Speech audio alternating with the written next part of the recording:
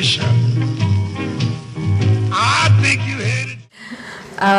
So Ginsberg's numerous innovative works and daring lifestyle, well, not only his, but the works and lifestyle of Beat generation on the whole, not only gained them a huge following among the younger post-war generation of European students, but also inspired various counterculture art and how the new creative voices are looked upon nowadays.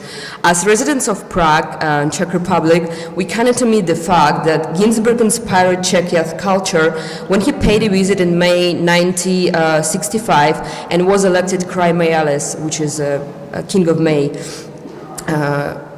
It was a very symbolic gesture of the Czech students due to the poet's association with liberal attitudes and creative freedom.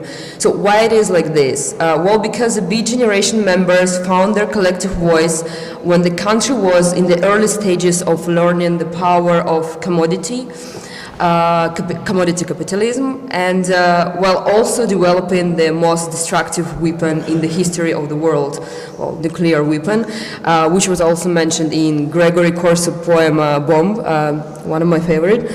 Well, inevitably political and social fields were the main sources for the Beat's poetry and art. So, it doesn't work as well. Okay.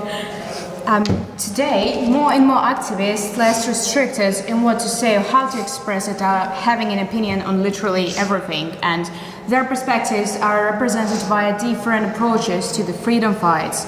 So, however, the way Beats employed the knowledge left to them by the previous generation of writers, such as American writers Walt Whitman or Emerson, or French modernists Genet or Marcel Duchamp, and many others, might differ from the fashion in which the same issues are expressed or dealt with nowadays.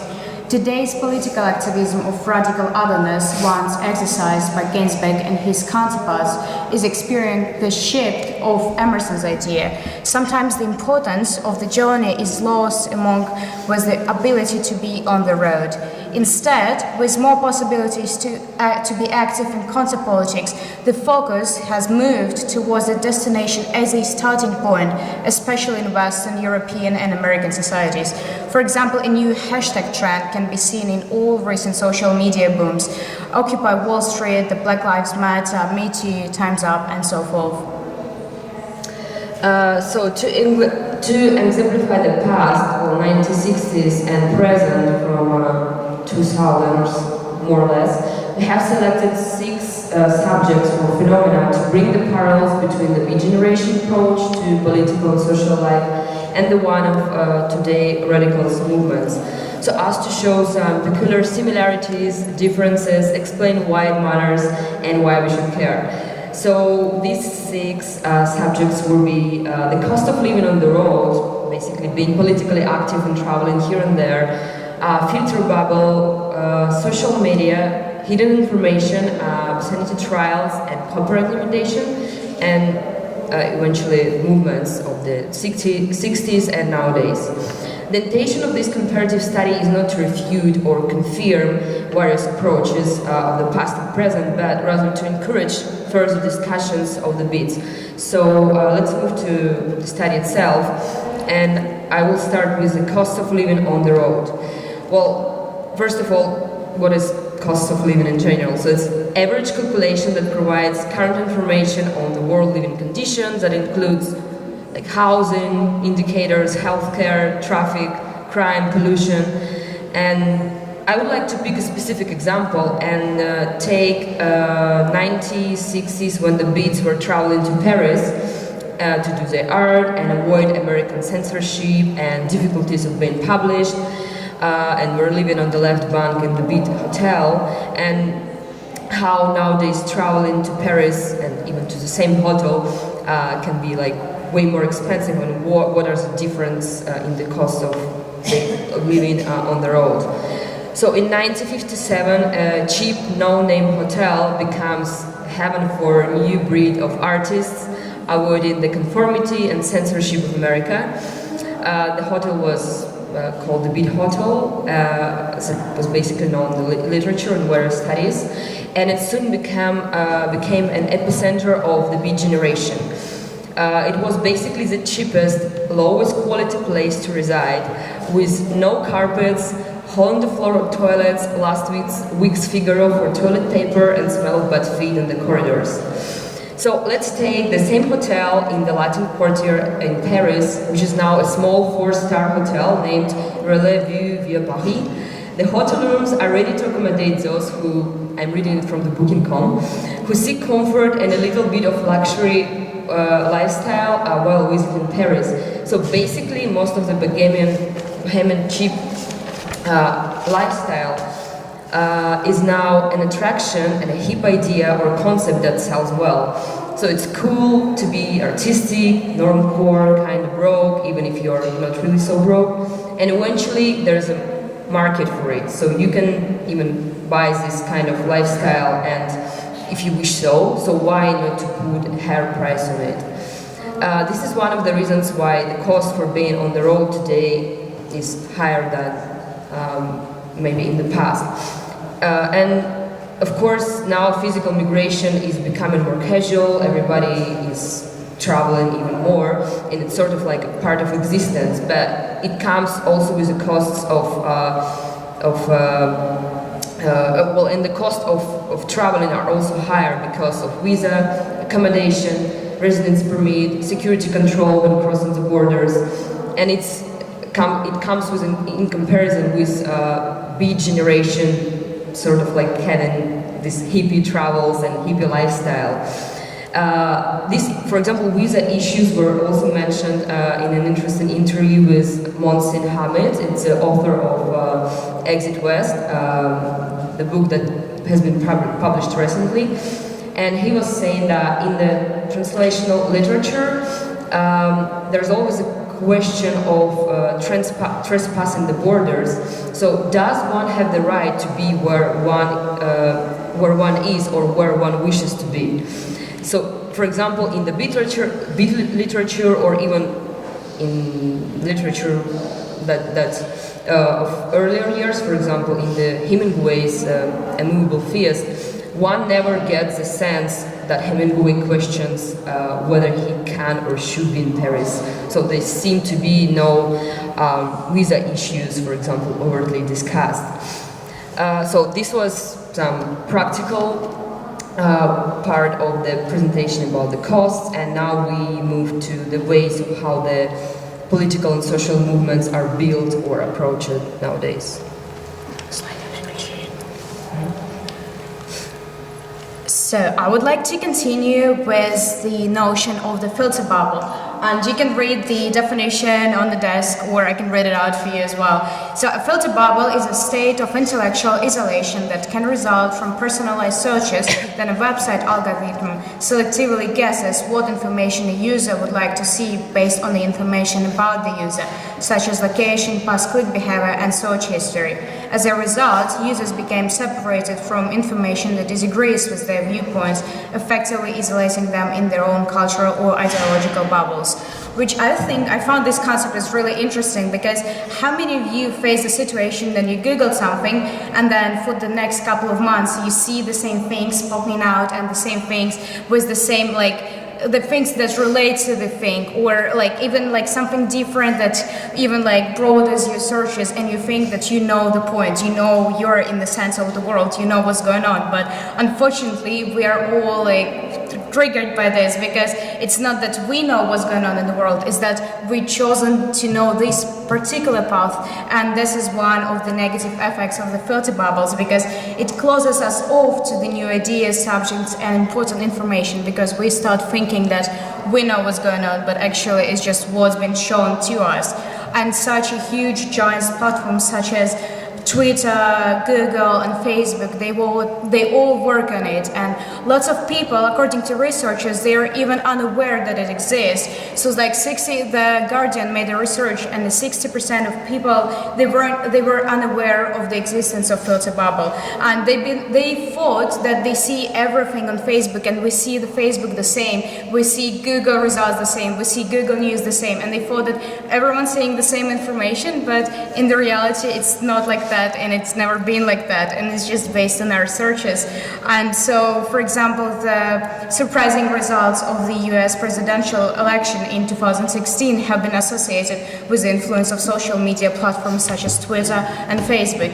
And it's again brought attention to the term fake news and echo chambers and all that. And unfortunately, like lots of people, they just keep following it. And then there was like a research that they made. The guy searched for the depression, the definition of the depression, and for the next 2 months he's been showing the ads for antidepressants, which antidepressants to choose, what to buy and what to do. So it's like, it's even that crazy. And Google they openly stated that even if you don't have a Gmail account, your search results is still captivated, and they have a dossiers on all of like people using it, and they showing what appropriate to someone.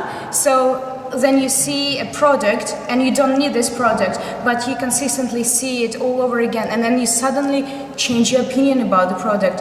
Think about it, and think about like, did you change this opinion, or your opinion was changed, or how, like, you didn't need something, but then suddenly you need it and you buy it, and then you stop seeing the ads for this. So this is like sort of the conspiracy we wanted to talk about, and like the way how you present it with the information and the way you get this, which I find really interesting. So, and to continue with, we also want to bring out the social media aspect of this all.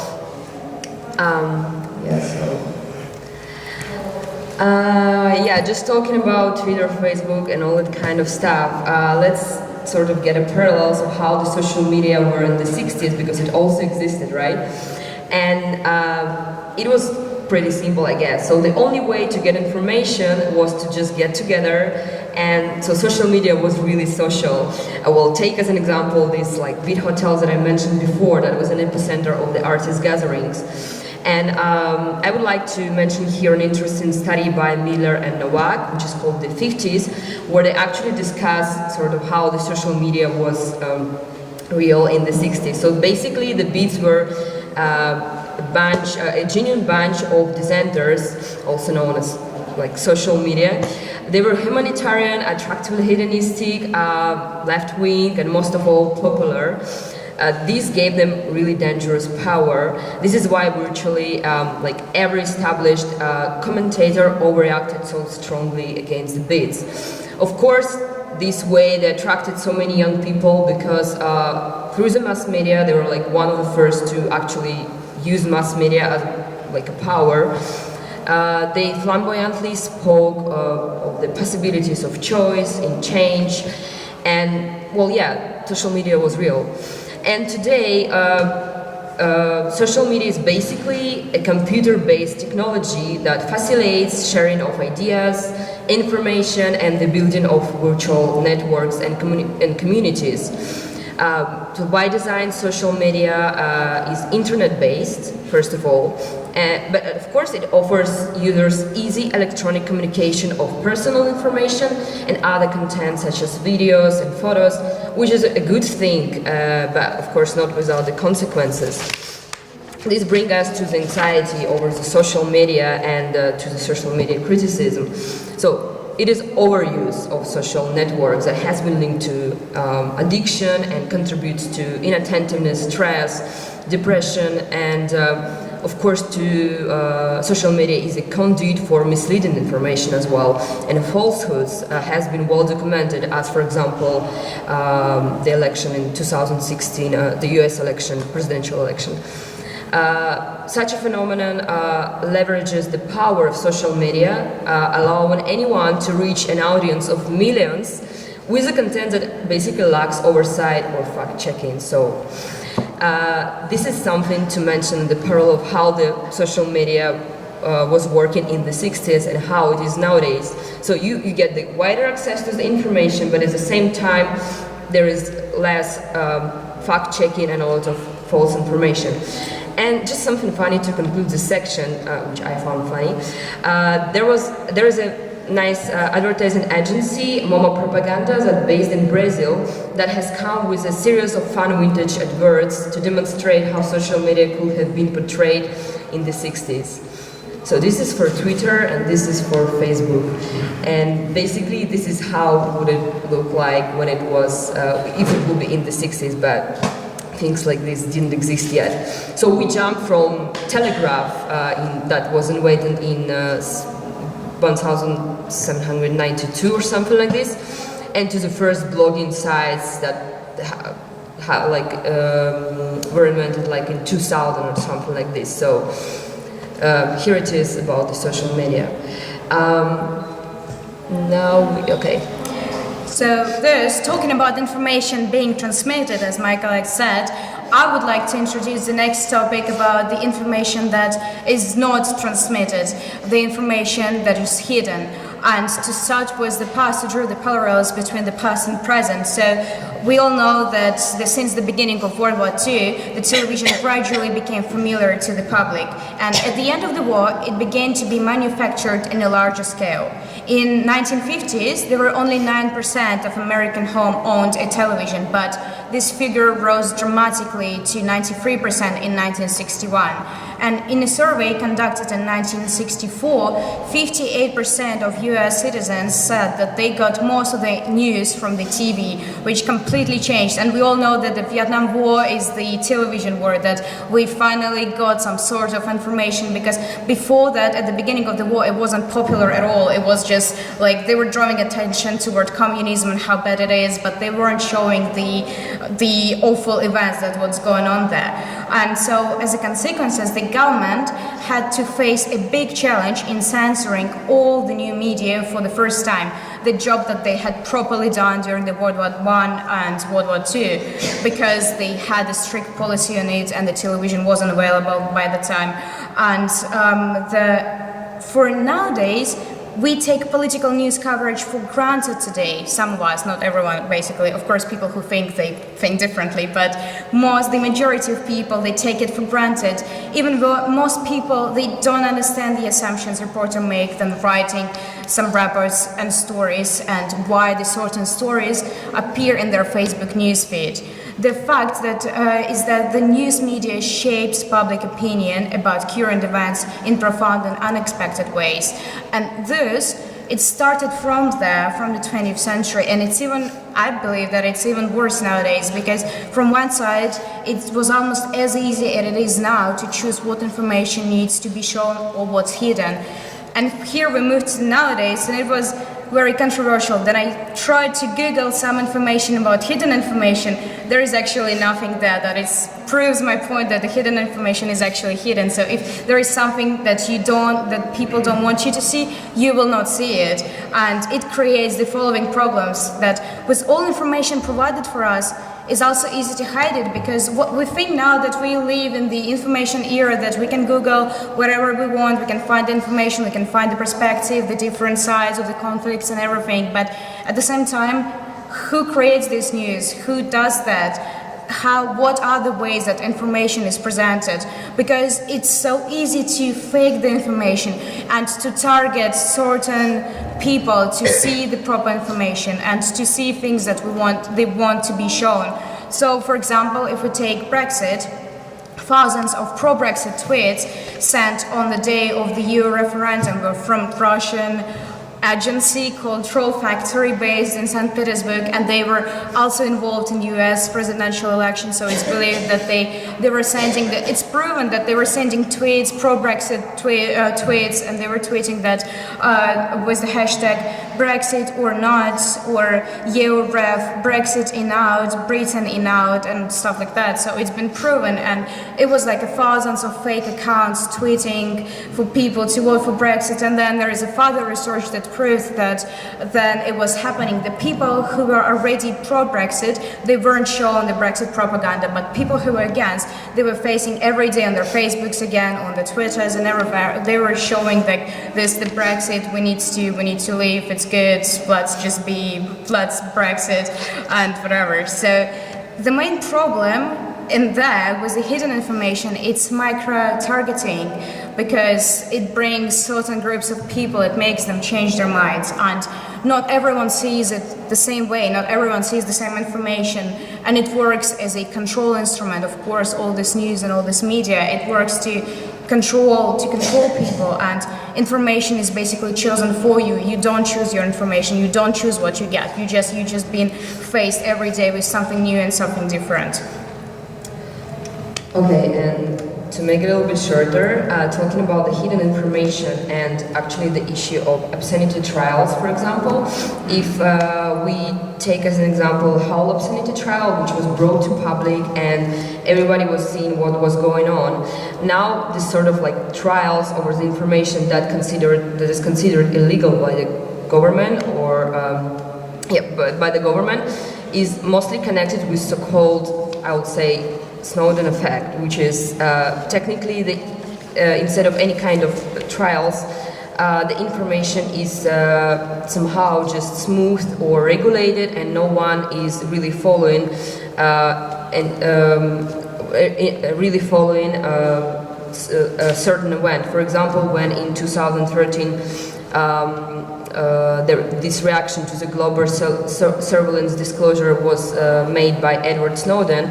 At some point it was a big boom, but then it was somehow smooth and regulated, and the importance of this event was controlled digitally, so we know only what we're allowed to know, in short.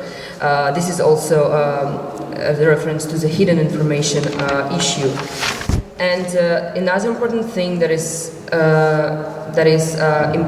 important and like crucial for spreading any kind of information or political or social views is copyright limitation. What is important here is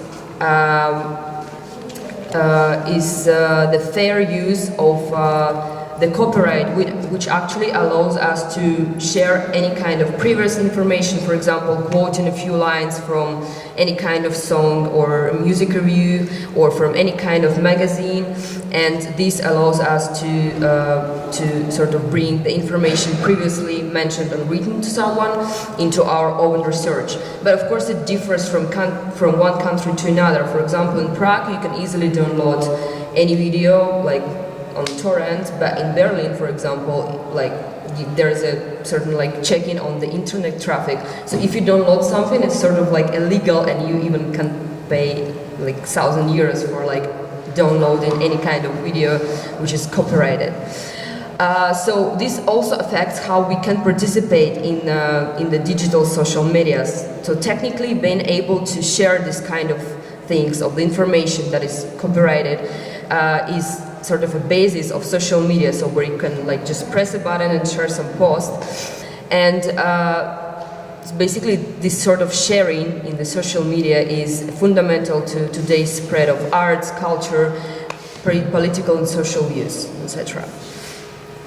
So we need to make a conclusion. We'll do just please 2 minutes. The last point we wanted to talk about was the movements, and so here's the definition we've chosen, and I will not be reading it out. So the movements, I had to shortcut the 3 pages of the information. We wanted to compare 4 movements, two of them the movements from the 20th century and 2 of them the nowadays movements. So the first was the civil rights movement with Martin Luther King, and we all know what it is about, and its contemporary lead of this movement is the Black Lives Matter. And here's what the hashtag problem comes in, because of course we all know that it's really controversial, that it started with a hashtag and it's known, it doesn't have a hierarchy, but we all can post and follow and do whatever we want, whatever says. And so another 2 movements, the one which is the old movement, which is women's liberation movement, and its current thing is a Me Too, and again it's a hashtag we follow, we agree or disagree, which is also, I don't know if it's a good thing, because of course by the sharing the hashtags you bring the attention of the public to this, but at the same time you just sorry about that. 1 second. I'm finishing. So by bringing the attention to these hashtags, you still, because there is so many opinions, so many people, and then you following one hashtag, then tomorrow it's a new hashtag, and then tomorrow it's a new hashtag, and you forget about the hashtag you followed before that. So with the era of so many, so much information, do we actually participate?